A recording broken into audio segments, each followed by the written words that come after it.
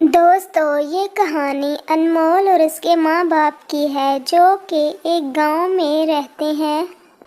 انمول کی ماں کہتی ہے کہ بیٹا، ہم پاس کے گاؤں میں تمہارے لیے رشتہ دیکھنے جا رہے ہیں، تم بھی ہمارے ساتھ چلو۔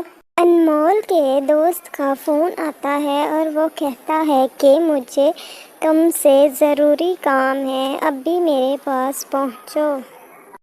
انمول اپنے ماں باپ سے کہتا ہے کہ آپ لوگ جائیں اور دیکھ آئیں، مجھے ایک ضروری کام سے جانا ہے، میرا دوست مجھے بلا رہا ہے۔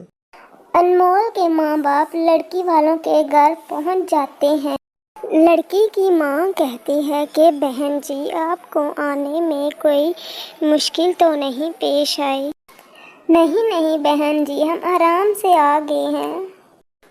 پھر انمول کی ماں کہتی ہے کہ بہن جی، لڑکی کو لے کے آئیں۔ بہن جی، یہ ہے میری بیٹی عنایا۔ انمول کی ماں کو عنایا پہلی نظر میں پسند آ جاتی ہے۔ پھر انمول کے ماں باپ آپس میں بات چیت کرتے ہیں اور انہیں عنایا پسند آ جاتی ہے۔ پھر دونوں پریوار رشتہ پکا کر لیتے ہیں۔ پھر تھوڑے دنوں بعد انمول اور عنایا کی شادی ہو جاتی ہے۔ پھر شادی کے بعد عنایا پہلی بار کھانا بناتی ہے۔ دونوں میاں بیوی ہنسی خوشی سے رہنے لگتے ہیں۔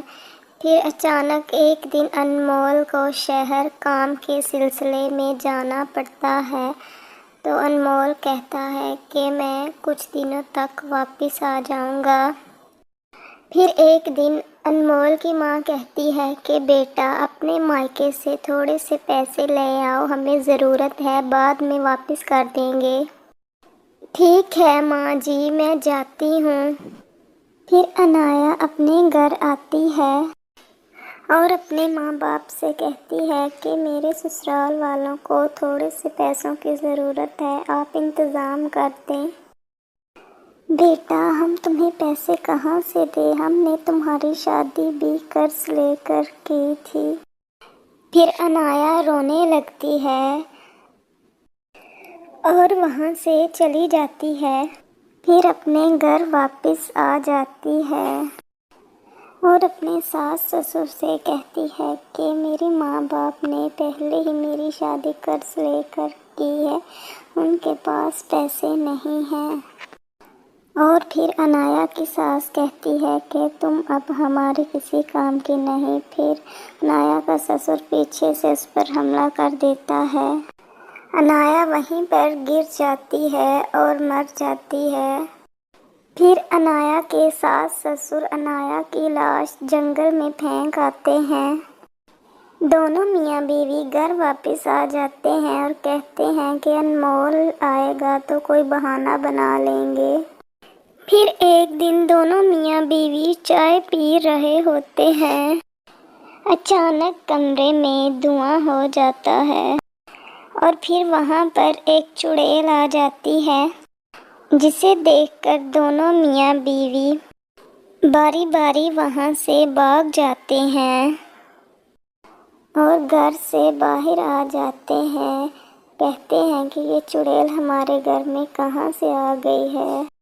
دوسرے دن دونوں میاں بیوی ہال میں بیٹھے ہوتے ہیں کہ اچانک وہاں پر بھی چڑیل آ جاتی ہے اور انمول کے باپو پر حملہ کرتی ہے اور وہ مر جاتا ہے اور انمول کی ماں وہاں سے بھاگ جاتی ہے۔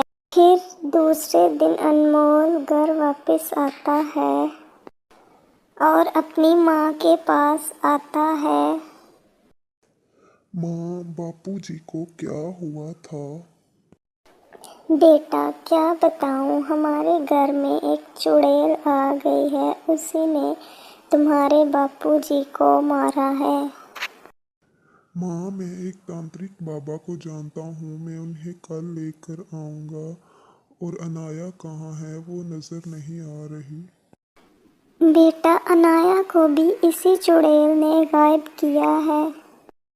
ماں، میں تانترک بابا کو لینے جا رہا ہوں۔ پھر وہاں پر اچانک دھواں ہو جاتا ہے اور چڑیل آ جاتی ہے۔ انمول کہتا ہے کہ تم کون ہو اور تم نے میرے باپو جی کو کیوں مارا ہے؟